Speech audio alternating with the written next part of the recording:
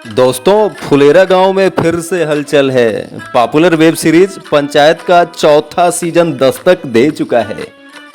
Show को दर्शकों का मिला जुला रिएक्शन मिला है।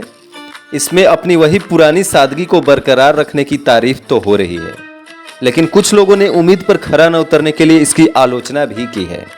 कईयों का मानना है कि राजनीति के चक्कर में फुलेरा का असली इमोशनल वाला एंगल मिसिंग है। खैर, क्या आप जानते हैं कि आखिरी एपिसोड में क्या हुआ? साथ ही 5वें सीजन की कहानी क्या हो सकती है? आइए जानते हैं। तीसरे सीजन की कहानी जहां से खत्म हुई थी वहीं से आगे शुरू हुई। आपको याद होगा कि पंचायत 3 के आखिरी एपिसोड का अंत गंभीर नोट पर हुआ था।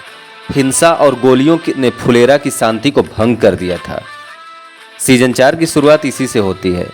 आखिरी एपिसोड में हैरान परेशान अभिषेक रिंकी से MBA एंट्रेंस एग्जाम का रिजल्ट देखने के लिए कहता है।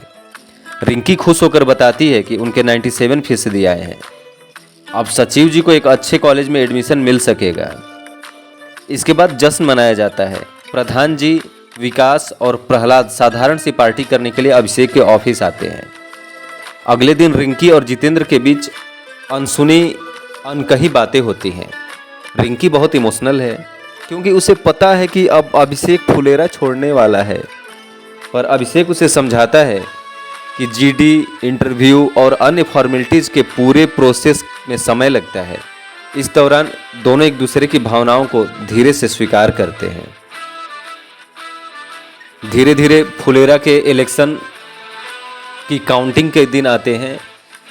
उसी समय विनोद और माधव इस बात पर चर्चा करते हैं कि कैसे एक जीत उनके लिए चीज़ें बदल सकती हैं। जब विकास और प्रहलाद आते हैं तो विनोद उत्सुकता से प्रहलाद से पूछता है कि संभावित रूप से नया उप प्रधान बनने पर कैसा महसूस होता है।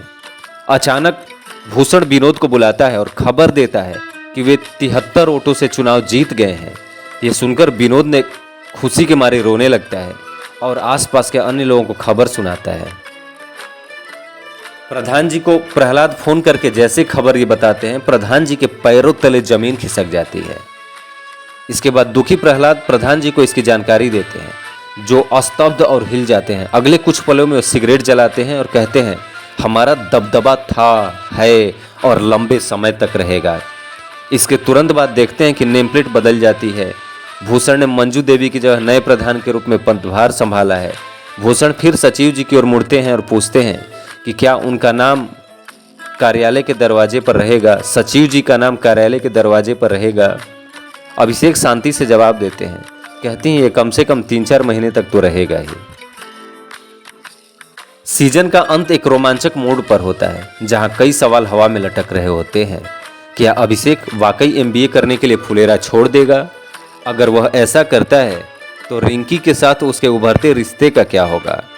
क्या मंजू देवी प्रधान जी या अपने परिवार को अपनी भविष्य की योजनाओं के बारे में बताएगा? सीजन 5 में यह भी पता लगाया जा सकता है कि मंजू देवी राजनीतिक वापसी कर सकती हैं या नहीं। प्रधान जी को देखते हुए ऐसा लगता है कि बिना लड़े वो पीछे हटने वालों में से नहीं है। एक और प्रमुख सूत्र प्रहलाद का MLA राजनीतिक में संभावित प्रवेश हो सकता है। पंचायत सीजन 5 को लेकर अभी कोई अनाउंसमेंट तो नहीं हुआ है।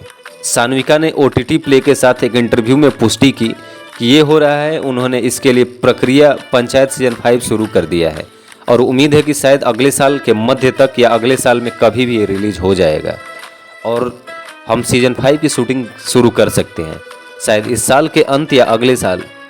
इसलिए राइटिंग का काम शुरू हो गया है। राइटिंग का काम पूरा होने के बाद शूटिंग शुरू किया जाएगा। सबसे पहले बता दें कि जितेंद्र कुमार ने अभिषेक त्रिपाठी जो सचिव जी हैं, नीना गुप्ता ने मंजू देवी जो प्रधान और रघुवीर यादव ने ब्रिजभूषण दुबे मंजू देवी के पति जो प्रधान जी कहलाते हैं का अपना किरदार दोहराया है। कलाकारों की टोली में उप प्रधान प्रहलाद पांडे के रूप में फैजल मलिक, कार्यालय सहायक विकास शुक्ला के रूप में चंदन रॉय और विकास की पत्नी खुशबू के रूप में तृप्ति साहू भी हैं।